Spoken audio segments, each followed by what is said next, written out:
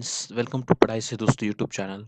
In today's video session, we will discuss about Indian Air Force, the very elite force of our country, our defense system. So let's begin the session and let's discuss about the interesting facts and some interesting stories of our Indian Air Force. Okay, so if we see the origin of Indian Air Force, so it was during the British era. So the Royal Indian Air Force was established in British India in 1932. Okay, guys.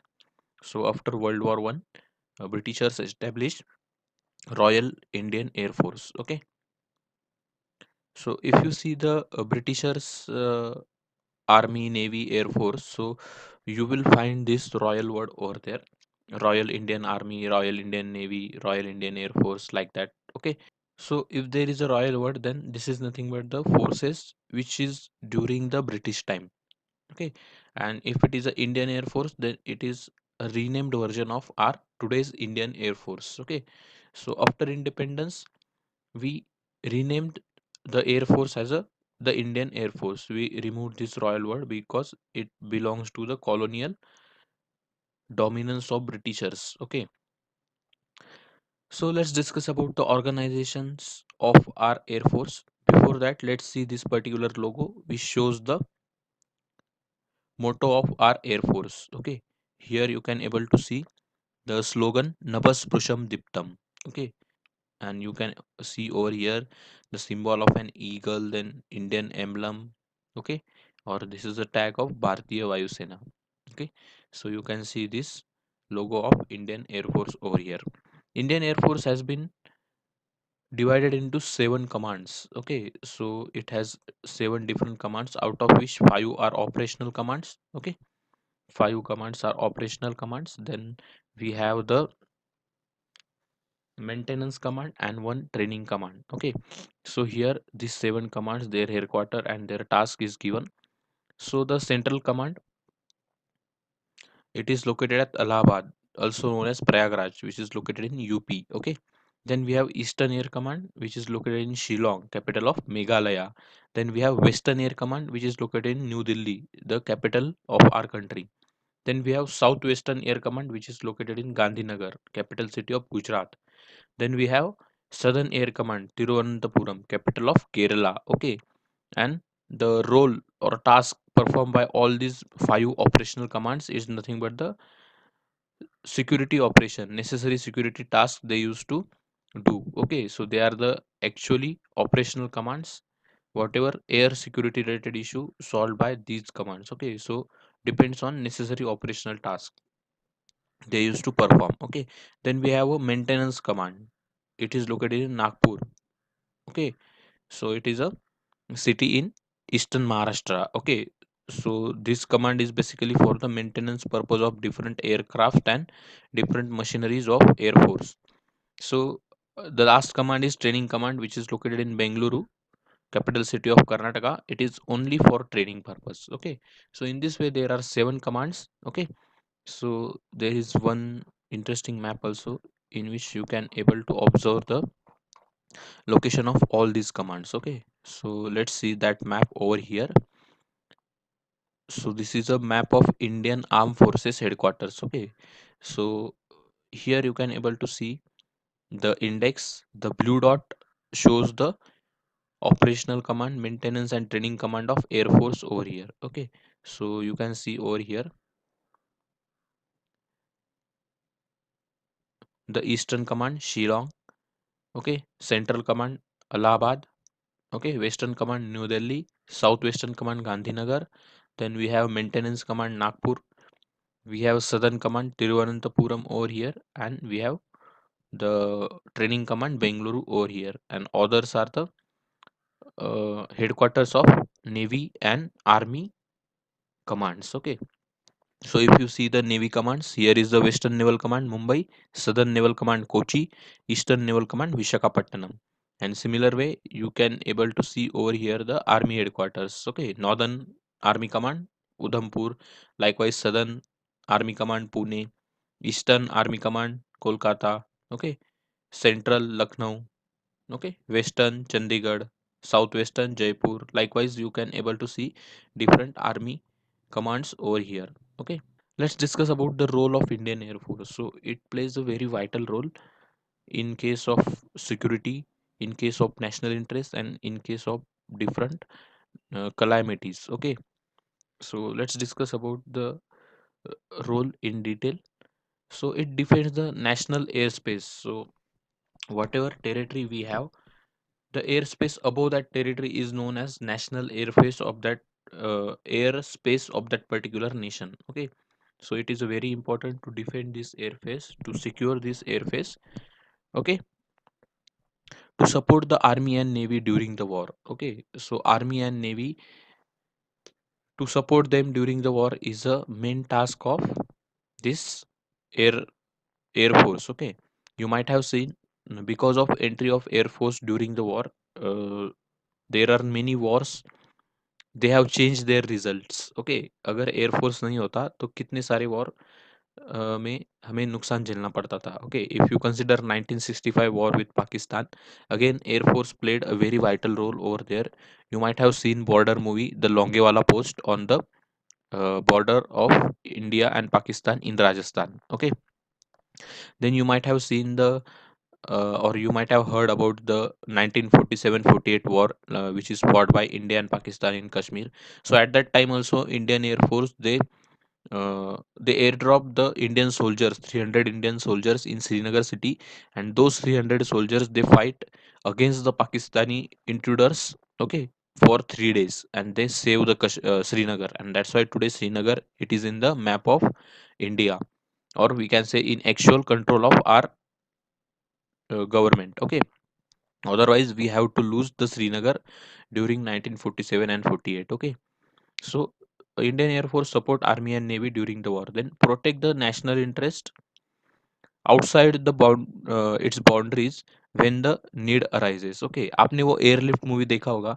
So during this Iraq Iran war, okay, I think Iraq and Kuwait war, Iraq and Kuwait war, we have airlifted the Indian citizens who are lived in Kuwait. Okay, so remember this thing.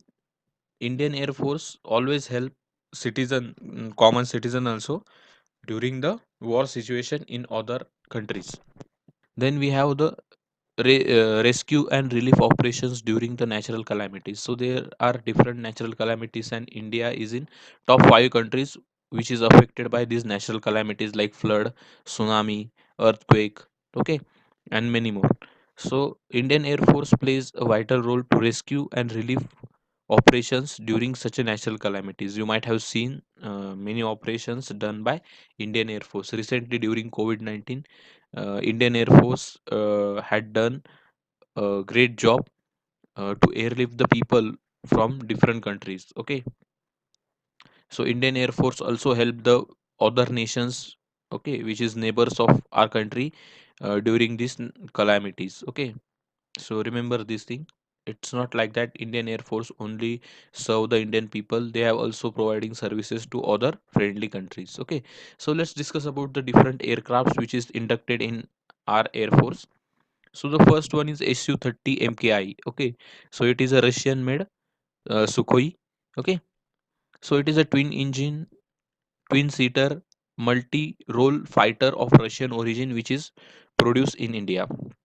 Okay, so Russia has transferred the technology to manufacture this aircraft to India, and India used to made it at our own facility in Ozar near Nasik. Okay, there is a Hindustan Aeronautics Limited, which is a government public sector company. Okay, so that company used to made this Su-30 MKI helicopters. Sorry, aircrafts. Okay, then we have the Mirage 2000. It is a single seater air defense multi role fighter, French origin, powered by a single engine aircraft. Okay, so Mirage, it is used during the Balakot airstrike. Okay, Balakot में जो airstrike हमने की थी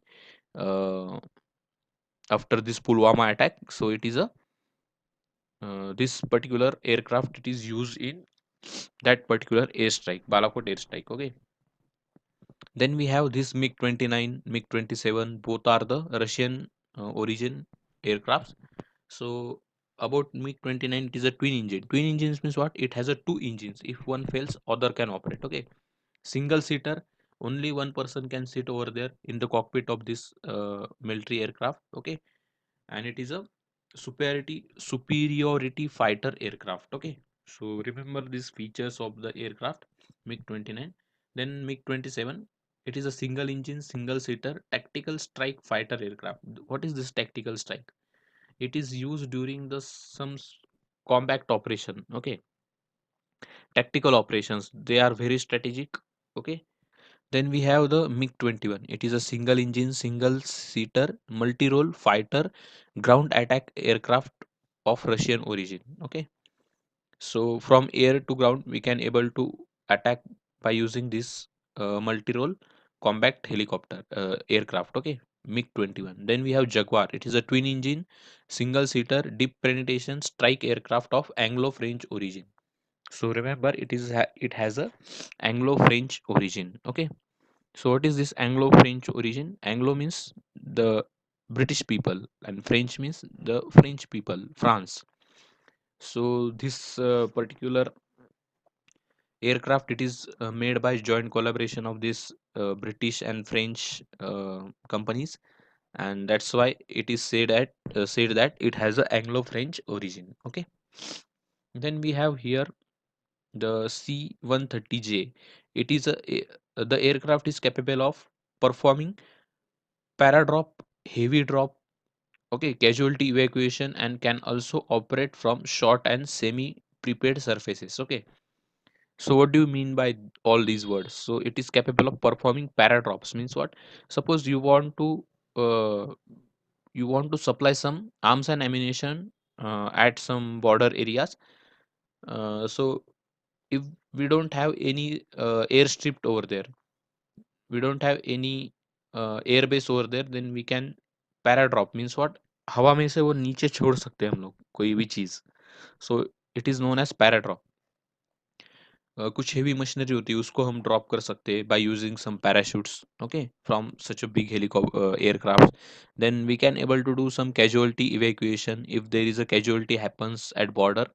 So we can evacuate the soldiers from border by using such a heavy duty aircraft. Okay, and they can able to operate from this short and semi prepared surfaces. इसका मतलब क्या है? If we don't have properly developed airbase, or if we don't have the long airstrip, then also we can able to operate these aircraft on such a airstrip. Okay, so that's why it is a very important, because in hilly areas it is very difficult to build a very long airstrip. We have a very short airstrip in hilly areas, so that's why this C-130J, it is important. Then we have C-17. It is also known as Globemaster. The aircraft is capable of carrying a payload of 40 to 70 tons. Okay, up to a distance of 4,200 to 9,000 kilometer in a single trip. So can you imagine this? 4,200 to 9,000 kilometre in single trip, इतना distance ये particular C-17 aircraft cover कर सकता है with 40 to 70 turns. कम से कम 60 truck में जितना सामान हम लाते उतना सामान एक एयरक्राफ्ट में लाद के हम अप टू 9,000 किलोमीटर उसको ट्रांसपोर्ट कर सकते हैं. Okay, so remember these peculiar features of C-17. So it is basically a transport aircraft, and which is used to supply different arms, ammunition, and different necessary equipments to Army, Navy, Air Force. Okay, during the war period or during peace period also. We can evacuate the people from one place to another place. We can give us supplies of different essential commodities during natural calamities by using such a transport aircrafts. Okay, so remember these things. So guys, I hope you enjoyed this particular session. Okay, so do revise all the concept and have a great day. Thank you.